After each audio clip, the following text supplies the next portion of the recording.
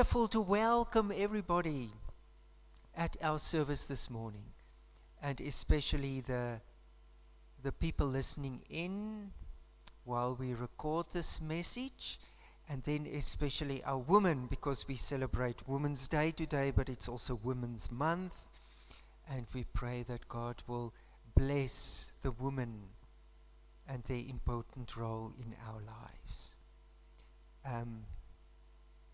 We start our coming together with a commencing word of God this morning.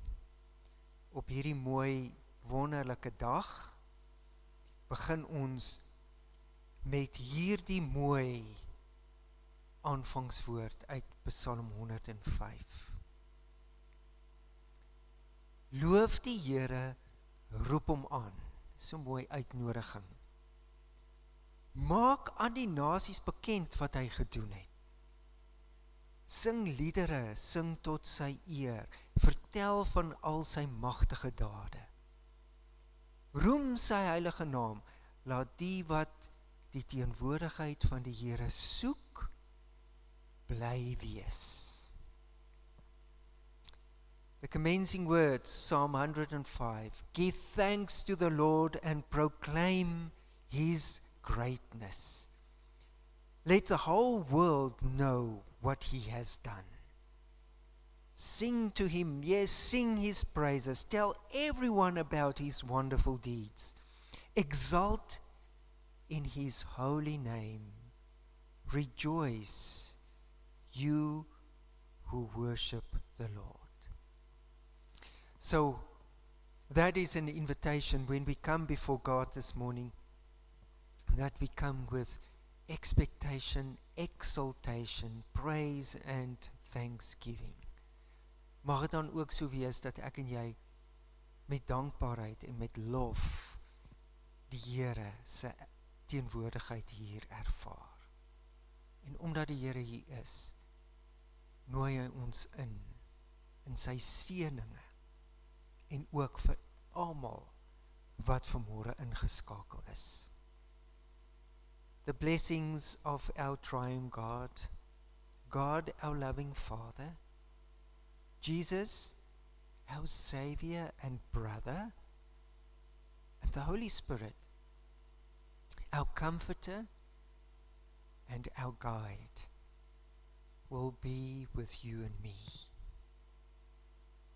As ons verwelkom word in die teenwoordigheid van die drie-enige God, dan nooi die Heilige Gees, God die Vader en Jesus vir jou my in sy teenwoordigheid in. Amen. Amen. So ons begin en dan luister ons na Andries se sang as hy vir ons hierdie pragtige mooi loflied oor Jesus sing. Heilige Jesus. Liedboek 168 from hymn number 168.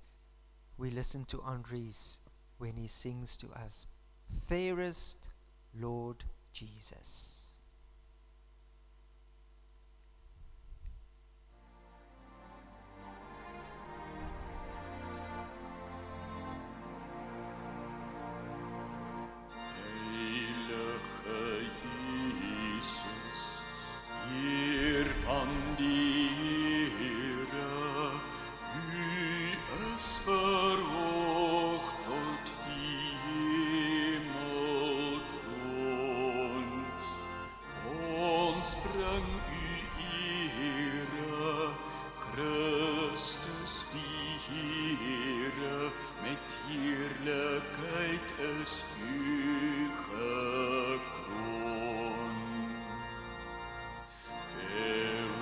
Lord Jesus, ruler of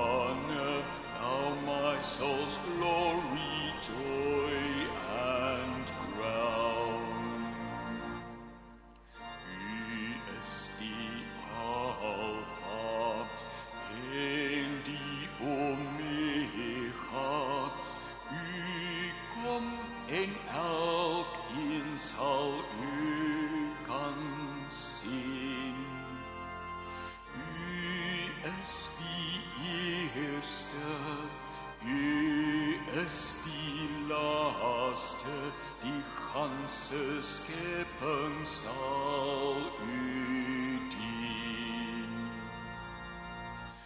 O fairest beauty, heavenly and earthly, wondrously Jesus is found in thee.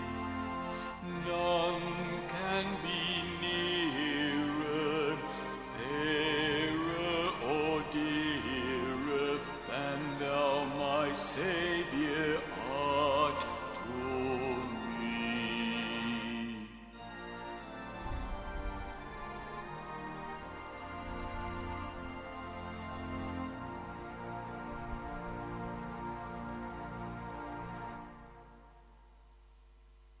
Het is so wonderlik dat ons kan weet dat niks en niemand kan so naby ons wees soos hierdie God wat vir jou en vir my lief is nie.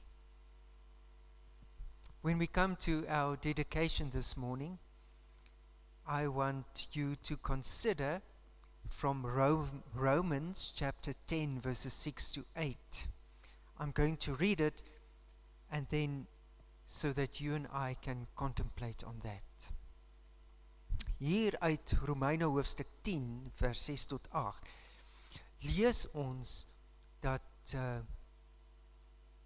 ons nie hoef ver te gaan om God te soek nie. Dat hy eintlik die naaste van alles by ons is. Luister na die mooi teologie oor hoe naby God aan jou en my is. Moenie by jouself sê, wie sal na die hemel toe opklim? Dit is om Christus af te bring. Of, wie sal na die onderaardse dieptes toe afdaal? Dit is om Christus uit die dood terug te bring. Nee, die skrif sê, naby jou is die woord, in jou mond en in jou hart. Don't say in your heart, who will go up to heaven? That is to bring Christ down to earth. And don't say, who will go down to the place of the dead to bring Christ back to life again? In fact, it says, the message is very close at hand. It is on your lips and in your heart. So I don't know where you are in the moment in your life spiritually. Maybe with everything that is so uncertain and everything that is happening to you, that you might feel, I have to do something extraordinary, climb up to heaven to find God, or pray longer, or harder, or shout louder so that God can hear me. You know, that's so typical of us human beings. We always want to try and force God to be close to us. But in reality, the theology of Paul is so nice. He says, no, calm down. Calm down, my people. God is closer to you than you think. He is on your lips and in your heart. Isn't that so beautiful? So ek en jy hoef nie ver te gaan om God te soek nie. En as ons benoud word en alles is nou vir ons onseker, of waar ook al jy nou in jou geestelike lewe is, jy hoef nie na God te skree nie. God is in jou hart. Hy is op jou lippe. Jy kan maar net sy naam prewel of voor hom sug. En hy is by jou. Want naby jou is die woord. In jou mond en in jou hart. How do you want to react to this knowledge this morning? That God is here, is close to you. He is the present God. While we listen to Andries when he sings to us hymn or the hymn number 72, Be still, for the presence of the Lord is here.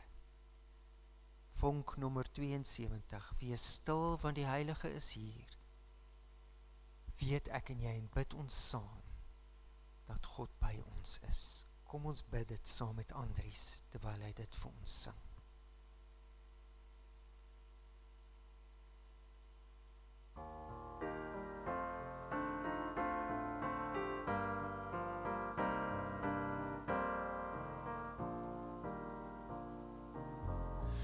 Wees stil, want die Heilige is hier in ons teenwoordigheid. Kom buig nou voor hom neer met eerbied en ontzag. Erken sy heiligheid en sy geregtigheid. Wees stil, want die Heilige is hier in ons teenwoordigheid. Be still, for the presence of the Lord, the Holy One is here. Come bow before him now with reverence and fear. In him no sin is found. We stand on holy ground. Be still, for the presence of the Lord, the Holy One is here. Be still, want die Here God van mag is werksaam om ons heen. Hy neem ons sonde weg, genees ons grootste seer. Niks stuit die Gees se werk, of kan sy krag beperk. Wees stil, want die Here God van mag is werksaam om ons heen. Be still, for the power of the Lord is moving in this place. He comes to cleanse and heal, to minister his grace. No work too hard for him. In faith receive from him. Be still, for the power of the Lord is moving in this place.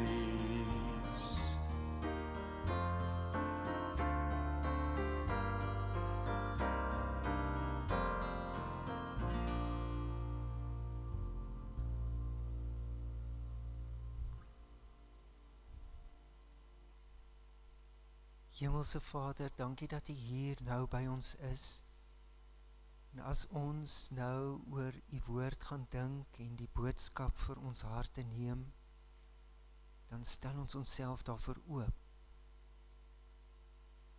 Lord, here we are, your children, content before you, open to listen, and ready also to receive your word.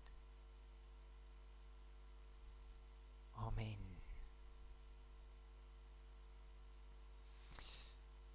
Our scripture reading comes this morning from Genesis chapter 37. It is the whole story of Joseph, so that's quite a story that we grew up with and we are familiar with this story, but let us just remind ourselves of the beauty of this story and the message. Ons gaan vanmôre bietjie kinderlik na 'n tekenprentjie kyk, wat hierdie storie vir ons vertel, en dan gaan ons 'n bietjie net verder daaroor nadink. So this morning, let's also for our children listen to how this story is told with beautiful sketches, and we watch it. We got this little video on YouTube, so let's all watch it together.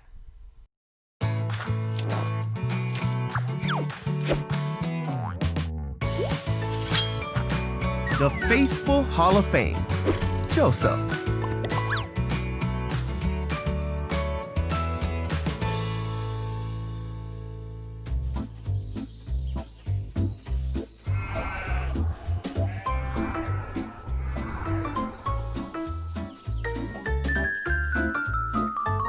So this is Joseph. Hey! You see, Joseph was the son of Israel and Rachel. Israel loved Joseph more than all 12 of his sons. In fact, he made Joseph a coat to show him how much he loved him. When Joseph's brothers saw this, they hated Joseph. One night, Joseph had a dream. When he awoke, Joseph told the dream to his brothers.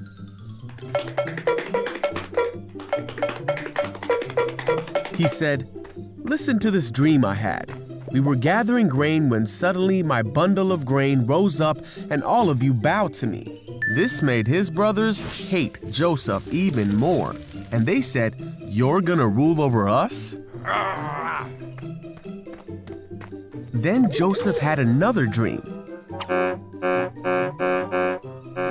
And he told it to his brothers and his father. He said, "Listen, I had another dream, and this time the sun and moon and 11 stars were bowing down to me."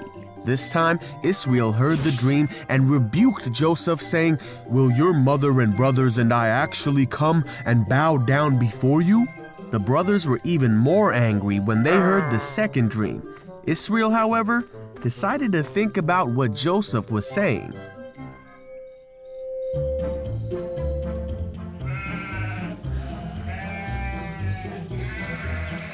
One day, Joseph's brothers were working when they saw Joseph coming to meet them. One of his brothers mocked him and said, "Here comes the dreamer. Come on now, let's kill him and throw him away to be devoured by a ferocious animal. Then we'll see what comes of his dreams." One of the brothers named Reuben wanted to rescue Joseph, so he said, "Let us not take his life. Instead, throw him in the pit." Yeah. So when Joseph came to his brothers, they attacked him. They took the robe their father had given Joseph. They hoisted Joseph up and threw him into the well. Then they saw a group of men from Midian coming towards them. Judah thought it would be a good idea to sell Joseph to these men. So the brothers sold Joseph to the merchants for 20 shekels. The brothers then took the coat of many colors back to their father and made him believe that Joseph had been killed. Israel wept for his son whom he loved. Meanwhile, Joseph was taken as a slave to Egypt to work in the house of a man named Potiphar, for Joseph's story was only just beginning.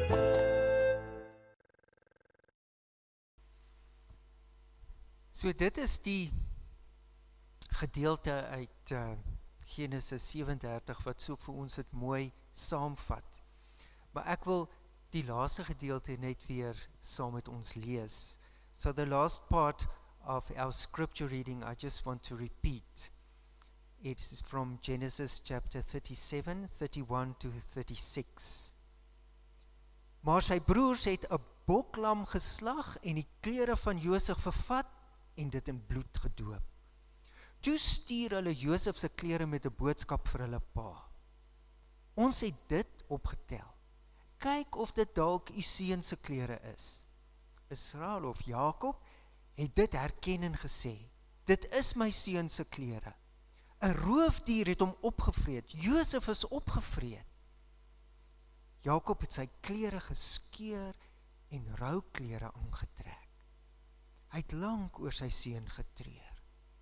Al sy kinders het vir Jakob probeer troos, maar hy wou hom nie laat troos nie. Hy Hy het gesê, ek sal bly treur oor my seun, tot ek by hom in die dood is.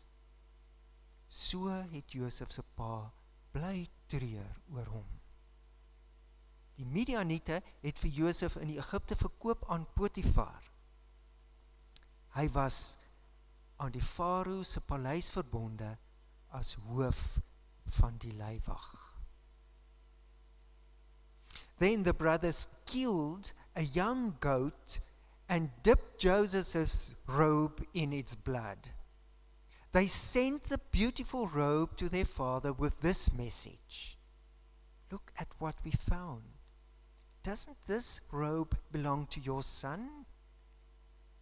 Their father recognized it immediately.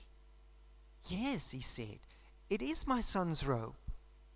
A wild animal must have eaten him.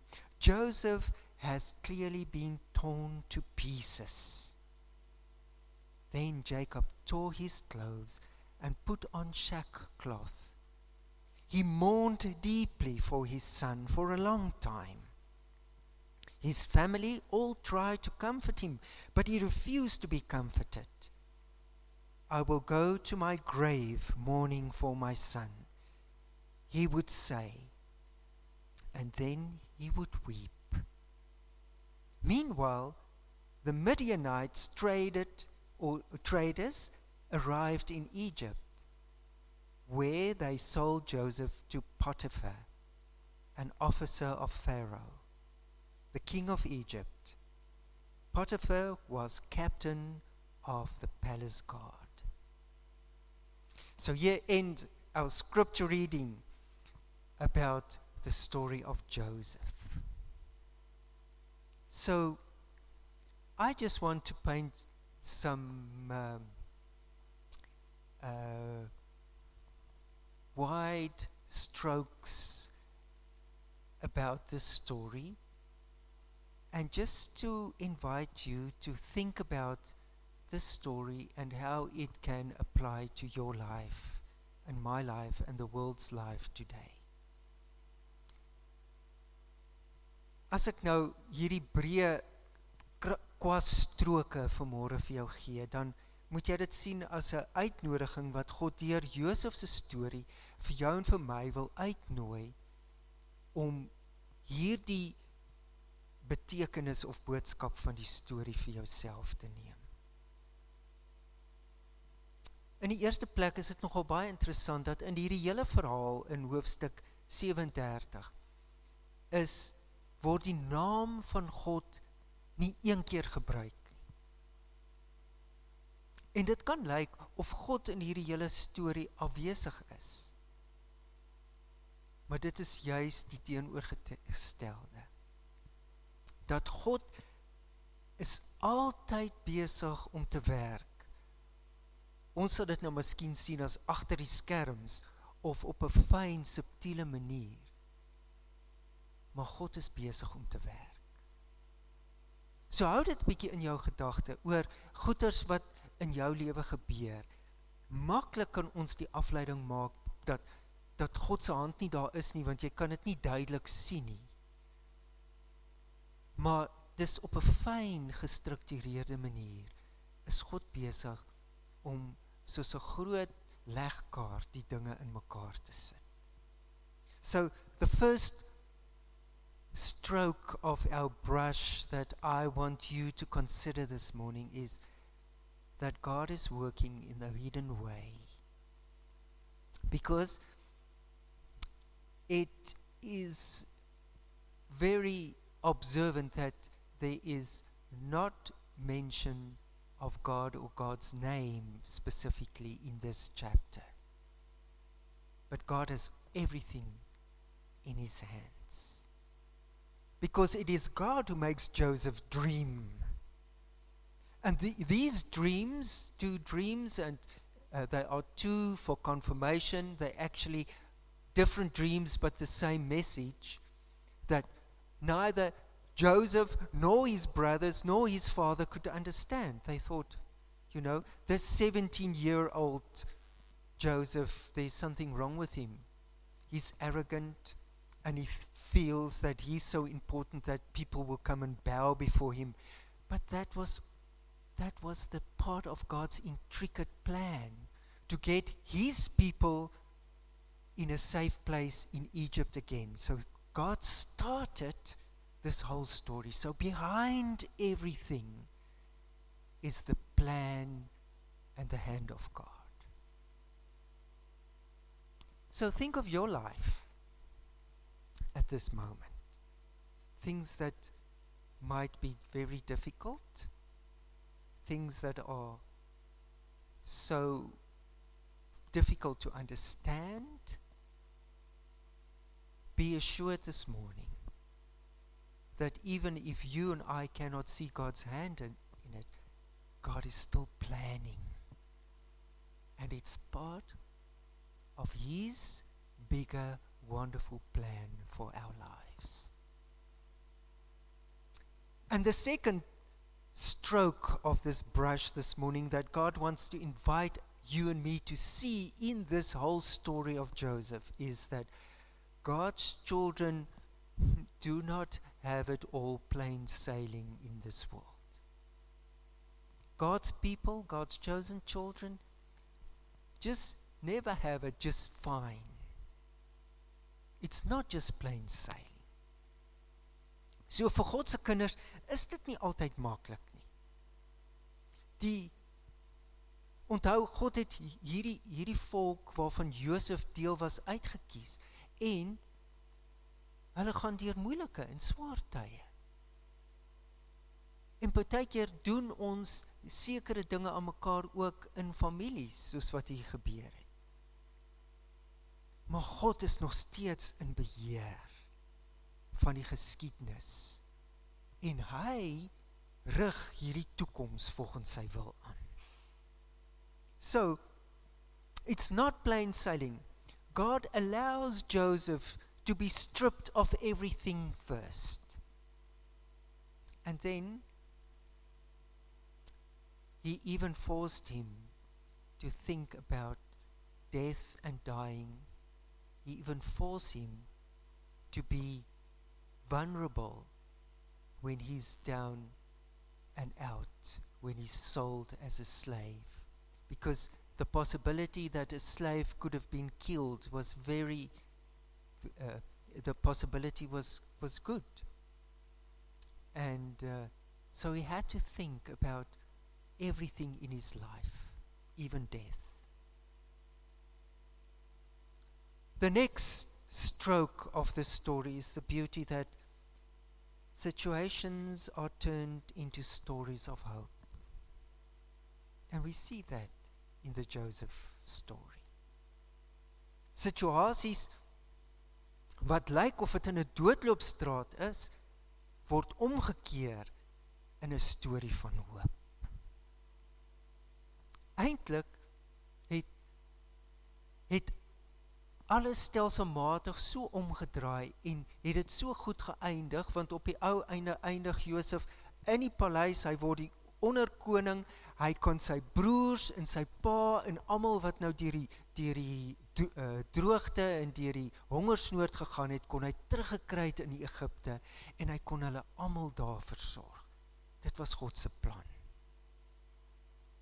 Maar hulle moes eers deur moeilike tyd gaan. So God se betrokkenheid by ons as mense is so dat hy situasies wat lyk of het doodloop omdraai en hy maak dit 'n storie van hoop. You know that a lot of world leaders through history, people even today that you and I respect and that you and I honor, had very humble beginnings, those people. The research that some people do about the world famous leaders like the great Alexander the Great, Julius Caesar, George Washington, Queen Victoria, if we have to name some international people.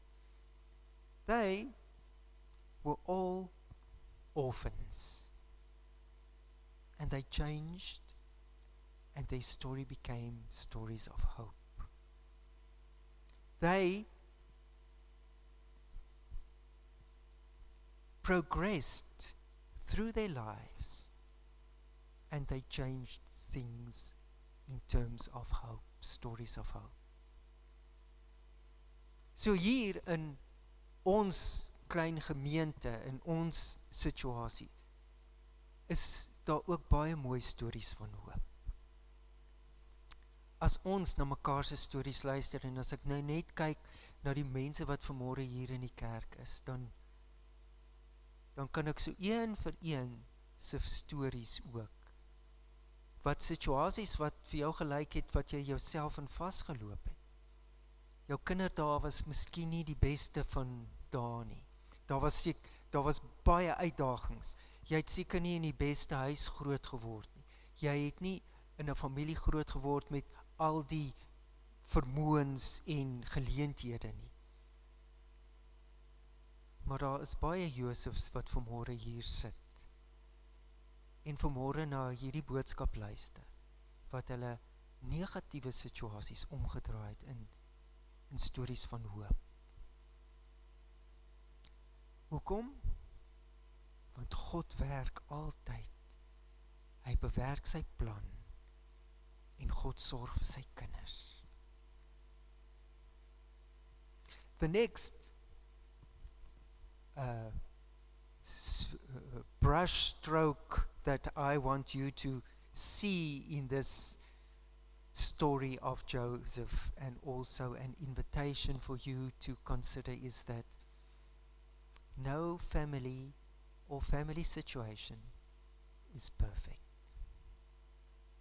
Not even Joseph's. He was a spoiled brat. He never really worked positively on his relationships with his brothers.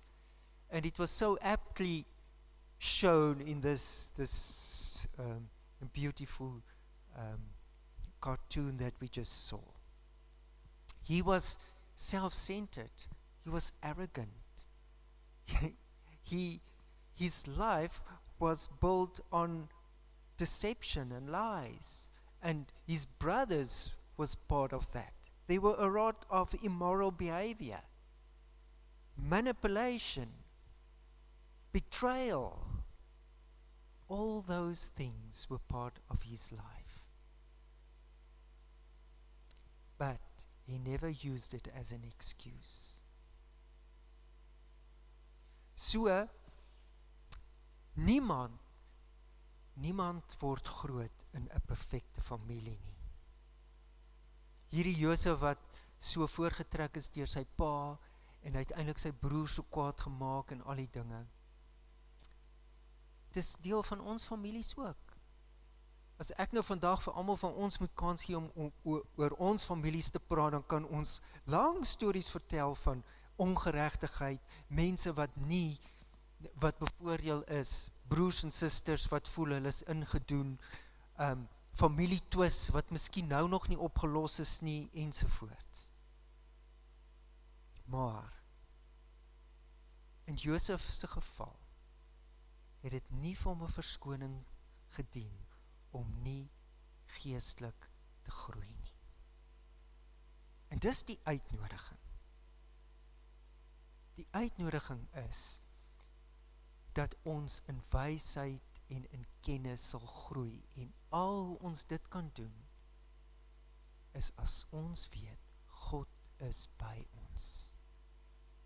So what was the secret, the known secret for the change in Joseph's life? It was this secret that God was with him and he was open to change, and he grew in wisdom. His life started as a spoiled brat with a special coat and clothes that his father gave him.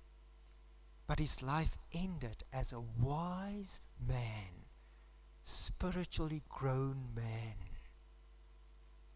En dit is die uitnodiging uit hierdie verhaal van Josef. Ons mag nie bly in onwysheid nie. Ons mag nie bly in ons hierdie voortrek, bedorwe brokkie posisie. Ons moet groei. And this is the invitation. There is no excuse. Joseph could have cracked. He could have cracked when he was sold to the Ishmaelites.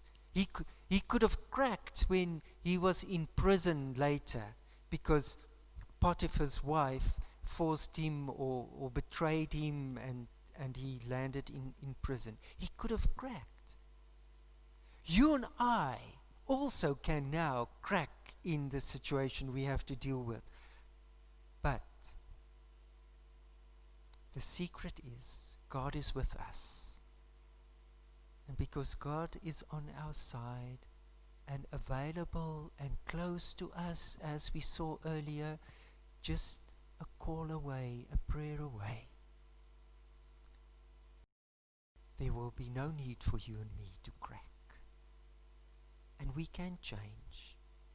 We can change and we can fulfill God's will as He unfolds it in our lives.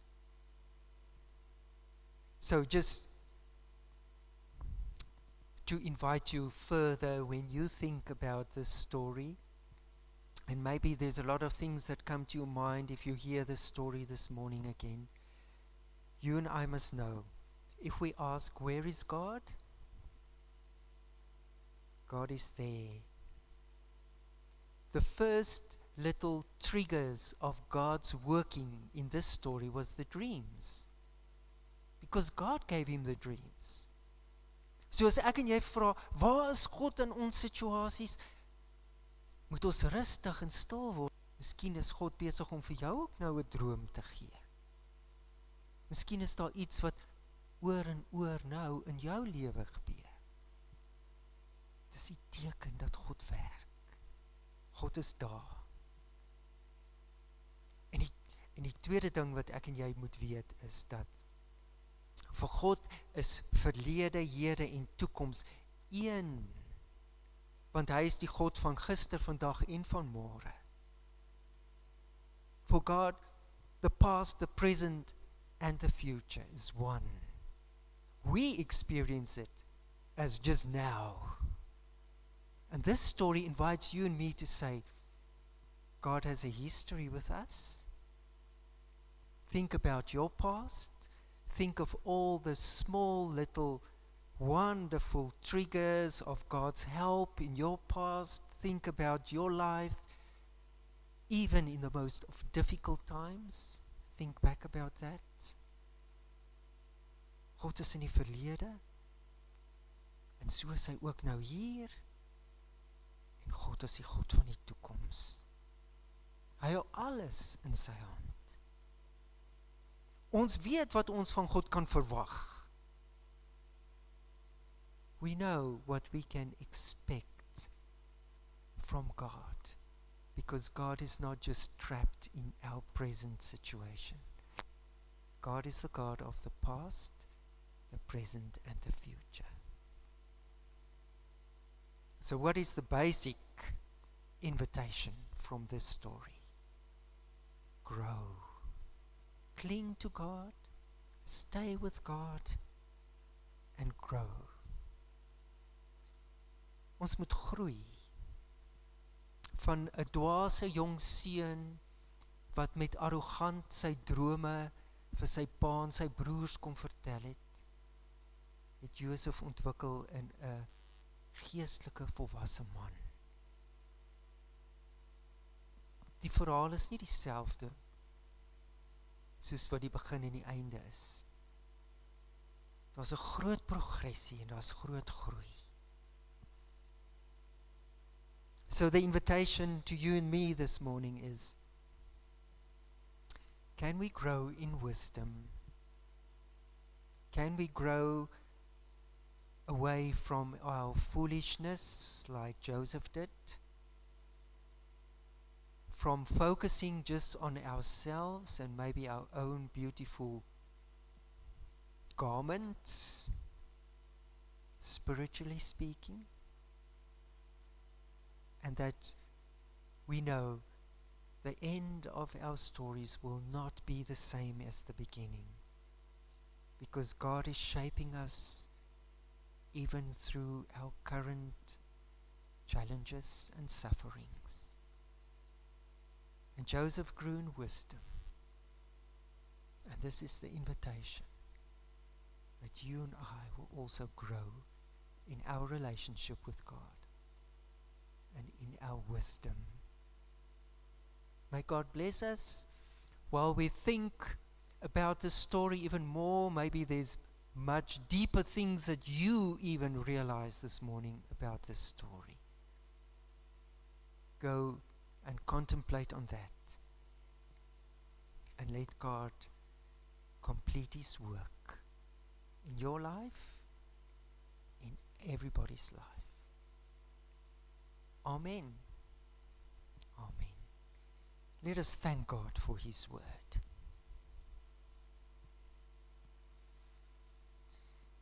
Here, dankie dat ons gelukkig nie net in ons huidige posisie so vas te kyk nie.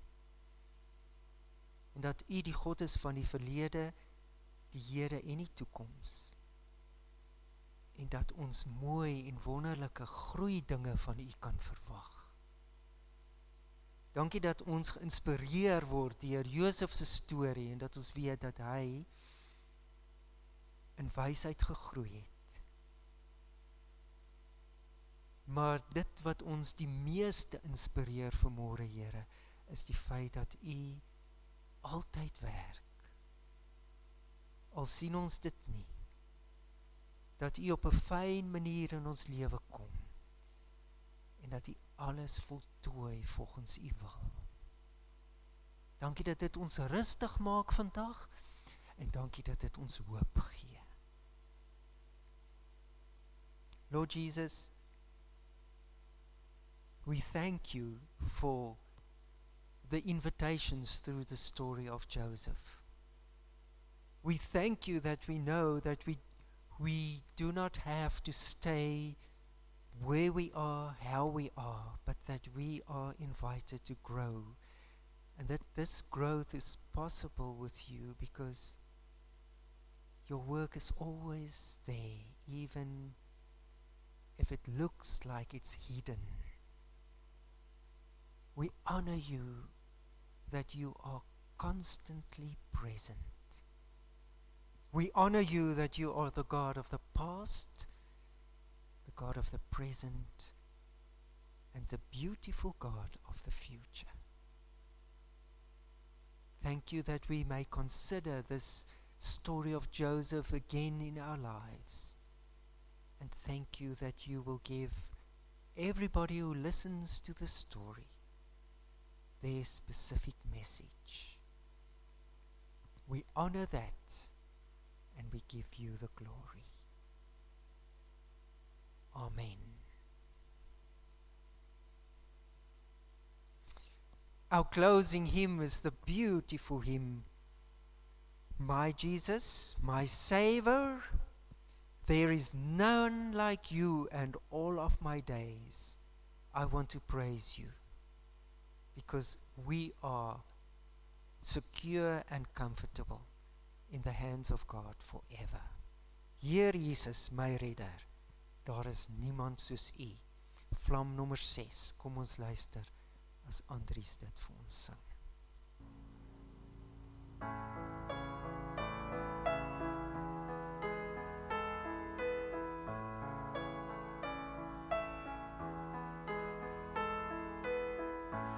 Heer Jesus, my redder, hier daar is niemand soos U. Laat elke dag als wat ek doen vol wees van U liefde, Heer. My skuilplek, my trooster, veilige vesting van krag, met hart en stem, als wat ek het, bring ek aan u ewig eer. Kom laat ons juig, kom ons sing voor die Here, sing van sy mag, van sy grootheid en krag. Berge buig neer en die see ruis saam, by die aanhoor van sy naam.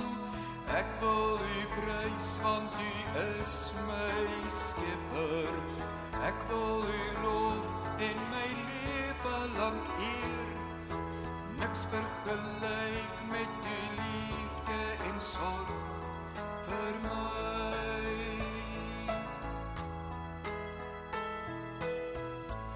My Jesus, my Savior, Lord, there is none like you. All of my days, I want to praise the wonders of your mighty love. My comfort, my shelter, tower of refuge and strength, let every breath, all that I am, never cease to worship you. Shout to the Lord, all the earth, let us sing. Power and majesty, praise to the King. Mountains bow down and the seas will roll at the sound of your name. I sing for joy at the works of your hands.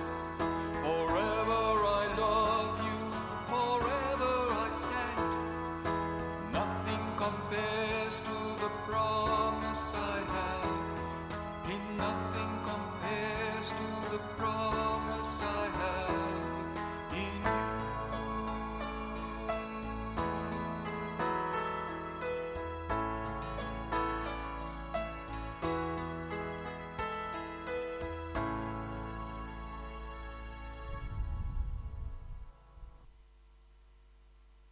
Children of God, as we leave here this morning, know that your past, your present, and your future is secure in the hands of the loving God. Mag jy altyd weet, kind van God, jou verlede, die hede en jou toekoms is veilig in God se hand. Amen.